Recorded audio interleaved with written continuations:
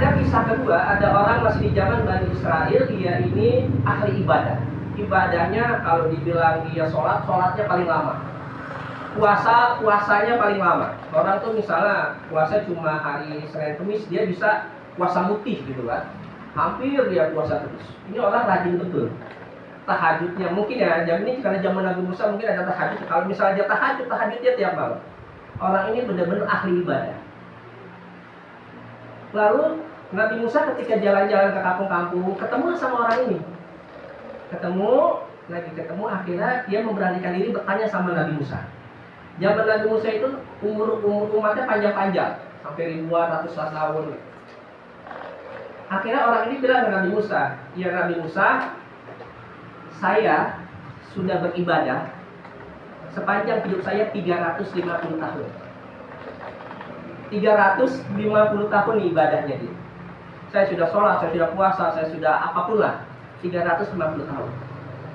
Tolong," dia bilang, "tolong tanyakan kepada Allah di mana posisi saya kelak di akhirat." Karena Nabi Musa itu nabi yang spesial, dia bisa berdialog langsung dengan Allah. Akhirnya Nabi Musa bertanya kepada Allah di mana posisi si hambanya ini yang 350 tahun ibadah. Dijawab sama Allah, sok Nabi Musa disampaikan. Saya mendapat jawaban dari Allah, posisi kamu di akhirat neraka. Neraka. Wah, dia nangis senangis-nangisnya, nangis sejadi-jadinya dia. Dia yang nggak pernah maksiat, yang dia mendedikasikan dirinya untuk ibadah 350 tahun. Posisinya neraka. Akhirnya dia sedih, dia pulang, dia nangis sejadi-jadinya di rumah. Malam dia nangis, dia udah gak karu-karuan lah gitu kan. Akhirnya besoknya dia kembali lagi ke Nabi Musa. Dia bilang, "Ya Nabi Musa, kalau memang kelak saya masuk neraka, kelak saya memang sama Allah ditakdirkan untuk masuk neraka," dia bilang, "pinta saya cuma satu ya Nabi Musa. Tolong pintakan kepada Allah," dia bilang, "pintakan kepada Allah, ketika saya masuk ke dalam neraka, tubuh saya menjadi besar. Bengkakkan tubuh saya, besarkan tubuh saya sehingga menutupi pintu neraka. Tubuh saya supaya menutupi pintu neraka. Karena saya saja yang ibadah 350 tahun masuk neraka, bagaimana yang ibadahnya cuma 200 tahun, 100 tahun? Maka saya ingin biar saya aja masuk neraka, biar nggak bisa lagi masuk orang ke dalamnya. Pintakan itu."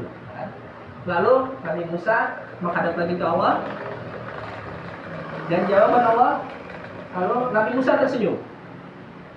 Dia bilang, "Pak, ya." Kata Allah, "Anda kelak masuk surga." Jadi ketika kita ibadah hanya mementingkan diri sendiri,